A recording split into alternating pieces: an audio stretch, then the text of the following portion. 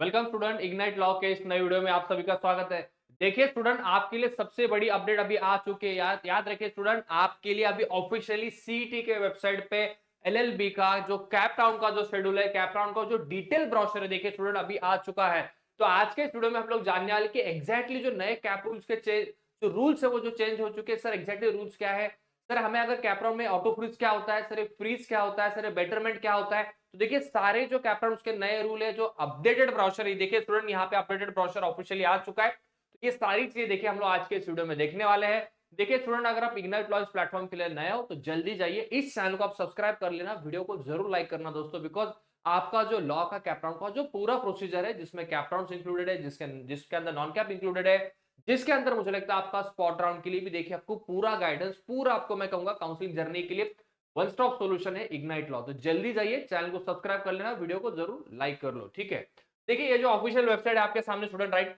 अगर आपको मैं बताऊं कि ऑफिशियली जो वेबसाइट आया है, राइट, यानी कि जो अपडेटेड आया है ब्रोशर, जिसमें जो कैपटाउन के रूल है, जिसपे आपका 2025 का एडमिशन होने वाला है, बट वो जो कैपटाउन के रूल्स है जिसके बेसिस पे अभी आपको कॉलेज की लिस्ट बनानी है, पैरेलली आपको कट ऑफ भी चेक करना है। सर मुझे कहाँ एडमिशन मिलेगा लॉ के लिए? सर क्या मुझे मुंबई का गवर्नमेंट लॉ कॉलेज मिलेगा? क्या सर मुझे आईएलएस लॉ पुणे मिल सकता है? क्या सर मुझे छत्रपति संभाजीनगर, अमरावती, नागपुर में कौन सा बेस्ट कॉलेज मिलेगा सर लॉ के लिए, मुझे बताइए। तो देखिए स्टूडेंट, आप सबके लिए मैं कहूंगा ये जो इग्नाइट का लॉ के लिए काउंसलिंग बैच है, देखिए स्टूडेंट इस बैच को आप जरूर ज्वाइन करना, ठीक है। इस बैच का तो फीस है 999 है, जिसके अंदर मैं आपको खुद पर्सनली हेल्प करने वाला हूँ आपके प्रायोरिटी लिस्ट के लिए, कॉलेज के फॉर्म फिलिंग के लिए, प्लस आपको वहां पे मैं गाइडेंस करूंगा कि आपका जो भी कट ऑफ है, यानी कि जो भी परसेंटाइल्स है, जो भी आपका कैटेगरी का कट ऑफ है, या रिस्पेक्टिव जो भी आपके प्रेफरेंसेस है, according to your candidature type, यानी कि अगर आप टाइप ए में हो, टाइप बी में हो, या टाइप सी से हो, तो आपके लिए क्या बेस्ट पॉसिबल सॉल्यूशन होगा महाराष्ट्र के लॉ एडमिशन के लिए। तो ये सारी चीजें देखिए स्टूडेंट आपको यहाँ पे कवर होने वाली है। तो जल्दी जाइए, इस बैच को ज्वाइन कर लेना। इस बैच का जो लिंक है मैंने डिस्क्रिप्शन बॉक्स में दिया है। अगर आपको कोई भी डाउट है regarding this batch, regarding your law admission process, तो जल्दी जाइए, इस नंबर पे भी आप मुझे मैसेज या कॉल जरूर दोस्तों कर सकते हो, ठीक है। तो देखिए एग्जैक्टली जो कैपराउंड के जो नए रूल है, यानी कि जो अपडेट्स यहाँ पे कैपराउंड के लिए आ चुका है, तो देखिए आपके सामने ये जो ब्रोशर है, जो कि अभी लेटेस्ट अभी आ चुका है सीटी के वेबसाइट पे। देखिए सबसे पहला पॉइंट यहाँ पे क्या है, देखिए कि सर यस, कंडक्ट ऑफ कैपराउंड 1, ठीक है। अभी देखिए सबसे पहले इंपॉर्टेंट सारी चीजें हम लोग स्टेप बाय स्टेप यहाँ पे डिस्कस करने वाले। देखिए इस साल जो है स्टूडेंट आपके लिए डेफिनेटली देखिए कैपराउंड 1 होगा, कैपराउंड 3 होगा, राइट। देखिए कैपराउंड 1 एंड 2, याद रखिए कैपराउंड 1 एंड 2 के जो रूल्स है वो लगभग सेम है। कैपराउंड 3 के लिए थोड़े रूल्स अलग है, ठीक है। सर कैसे क्या रूल है, सारी चीजें मैं बताऊंगा, याद रखिए डिटेल वीडियो है दोस्तों। याद रखिए ये वीडियो शायद से थोड़ा लंबा होगा 10 मिनट के लिए, बट मुझे लगता है इस वीडियो के बिना आपका लॉ का एडमिशन मैं कहूंगा प्लीज मत करिए, यानी कि फॉर्म फिलिंग मत स्टार्ट करना।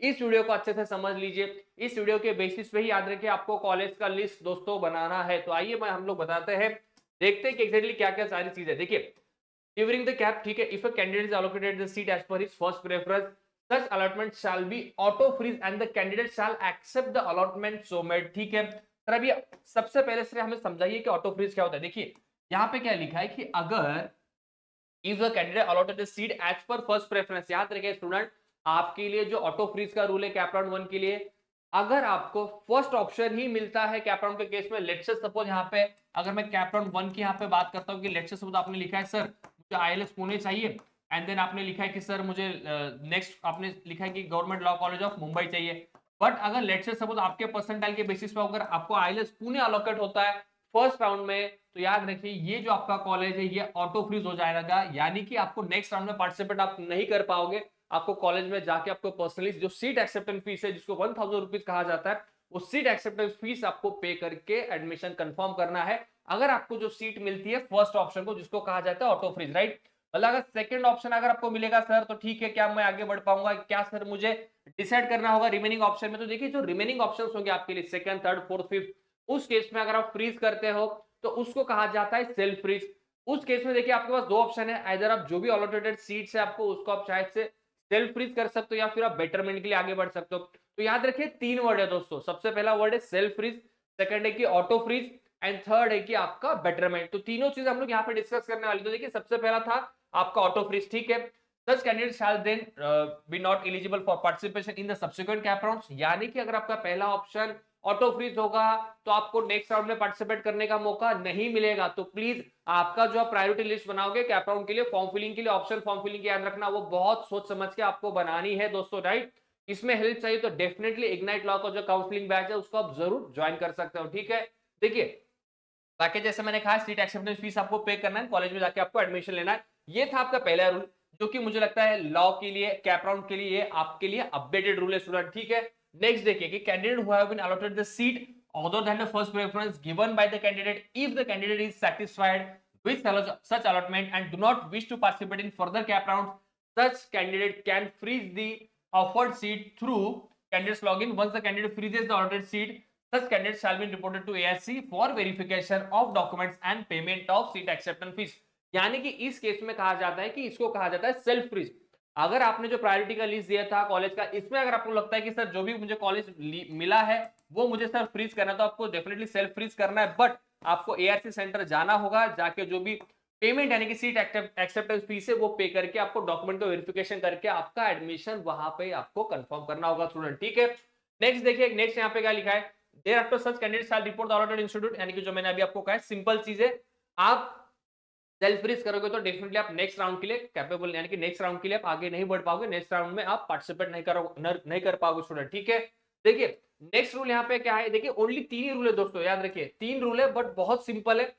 इस लैंग्वेज को अगर समझ लोगे, ये रूल्स अगर समझ जाओगे, याद रखिए आपके कैप राउंड्स बहुत इजीली आप यहाँ पे प्लान कर पाओगे, बहुत इजीली आप ऑप्शन फॉर्म फिलिंग के लिए कॉलेज का भी लिस्ट देखिए स्टूडेंट आप लोग बना पाओगे, ठीक है। देखिए candidates who have been allotted the seat other than first preference and accepted the seat by reporting to the ARC for confirming seat by paying the seat acceptance fee through the candidate's login and shall be eligible for participation in the subsequent rounds for betterment। याद रखिए अब ये betterment का rule बहुत अच्छे से समझ लेना। देखिए बेटरमेंट क्या कहता है कि बेटरमेंट के केस में सर मुझे लगता है कि मुझे नेक्स्ट राउंड में जाना चाहिए, तो सर मुझे लगता है मुझे राउंड 2 में जाना है, ठीक है। आप राउंड 2 में जाइए, कोई दिक्कत नहीं है, बट राउंड 2 के लिए यहाँ पे जो रूल है कि आपको सीट एक्सेप्टेंस जो फीस है ये फीस पे करनी होगी।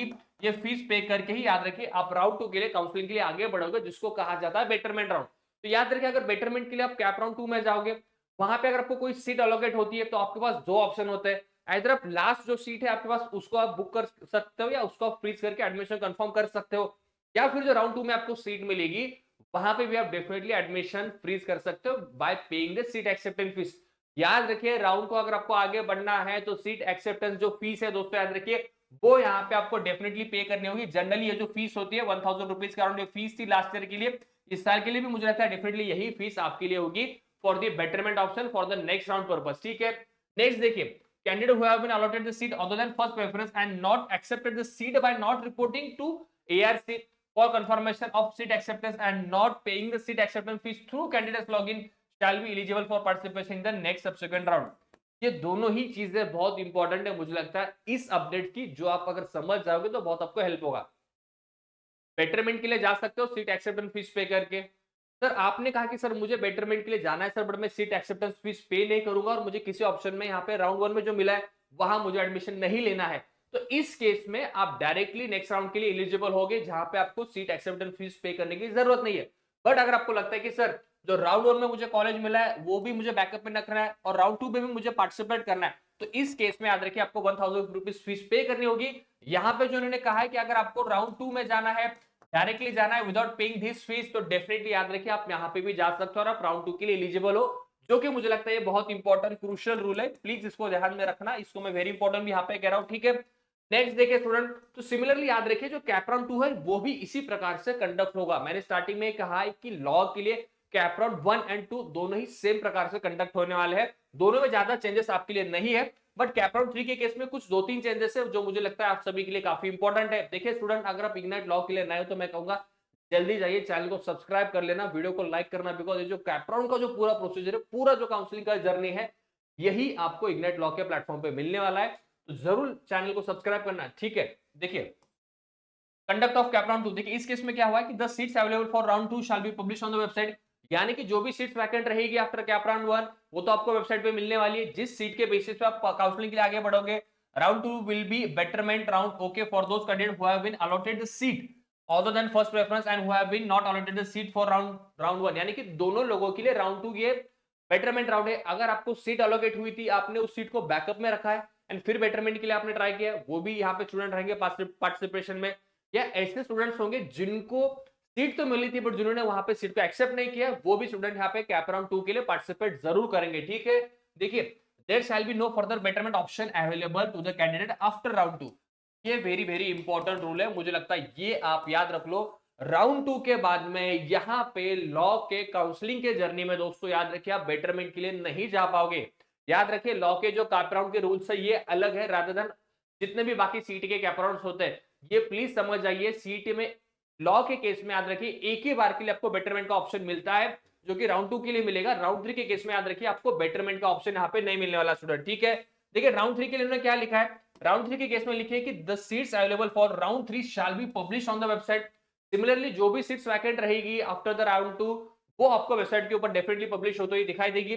The candidates eligible for round 3 are allowed to fill in or edit the online application form filled by the candidate for the previous round. The CET qualified candidate who has failed to register themselves before the cap round 1 for the cap registration shall be eligible for the register eligible to register for central। अभी ये भी बहुत important update है, याद रखिए अगर आपका cap round का फॉर्म फिलिंग मिस हुआ है तो डेफिनेटली याद रखिए आप राउंड 3 के लिए दोस्तों याद रखिए यहाँ पे आप फिर से रजिस्ट्रेशन कर सकते हो राउंड 3 के लिए। ये पहला अपडेट है।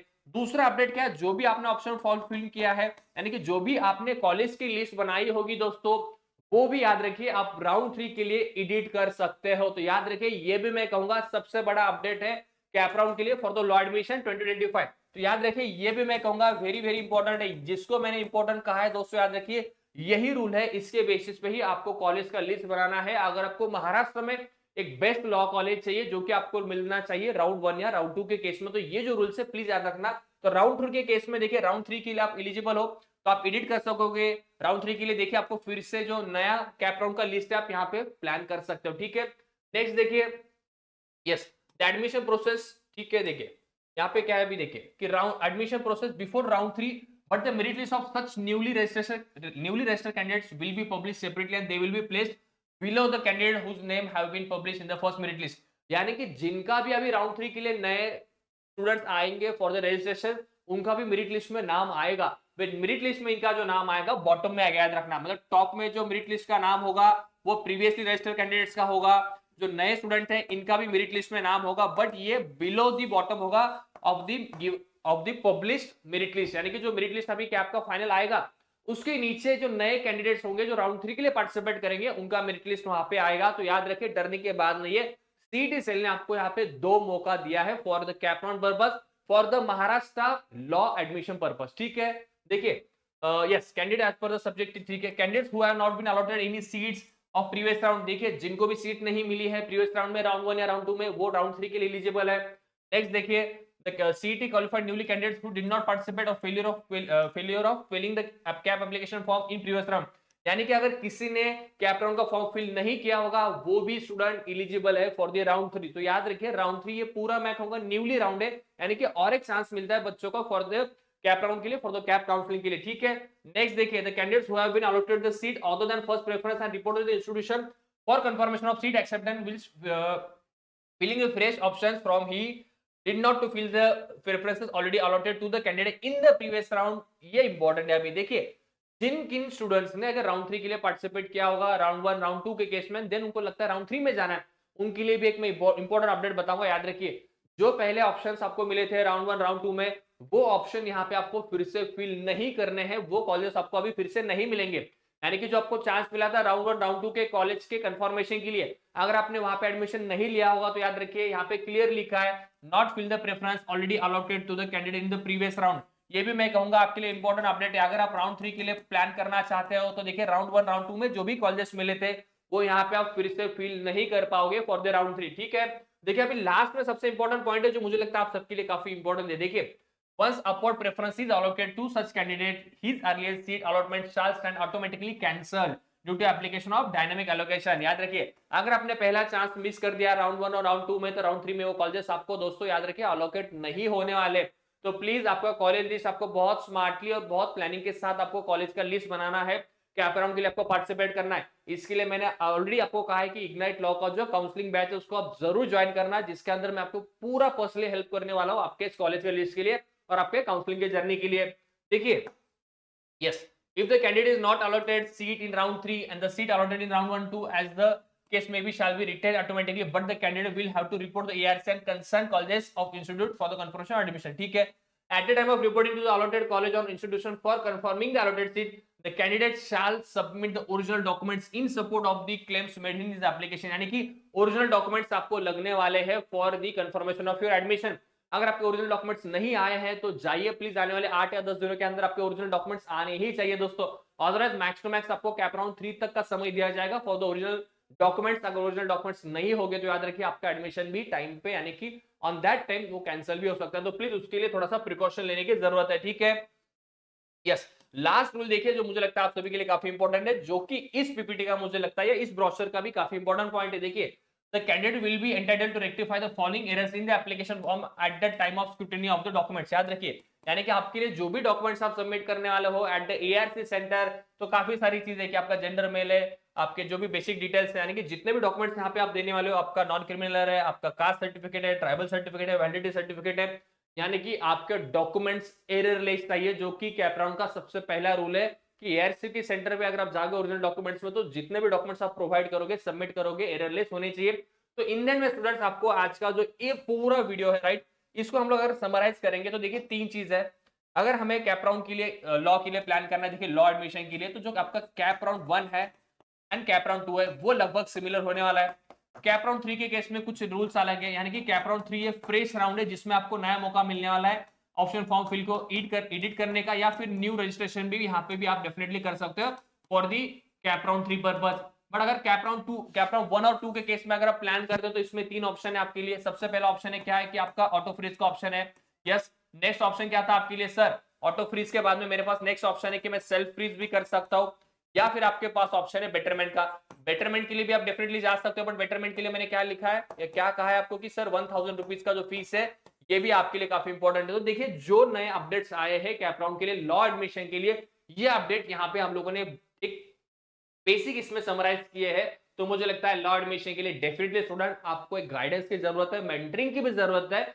ये जो लॉ का एडमिशन प्रोसीजर है मुझे लगता है थोड़ा सा डिफिकल्ट है, बट सोच के समझ के अगर इसको प्लानिंग के साथ आगे बढ़ोगे तो याद रखिए लॉ एडमिशन का जो आपका जर्नी है वो बहुत इजीली आसानी से आप इसको डेफिनेटली मैं कहूंगा अच्छे से आप इसको प्लान कर सकते हो, जिसके अंदर मुझे लगता है आपको बेस्ट कॉलेज मिलने में कोई दिक्कत नहीं आएगी।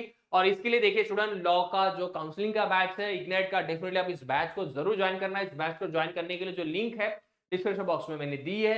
अगर आपके कोई भी डाउट्स होंगे, कोई भी कंसर्न्स होंगे regarding the capital process, regarding the documents, regarding your grievances, regarding your alphabetical merit list, तो प्लीज इस नंबर पे भी आप हमें मैसेज या कॉल जरूर कर सकते हो। तो इन द एंड दोस्तों थैंक यू सो मच।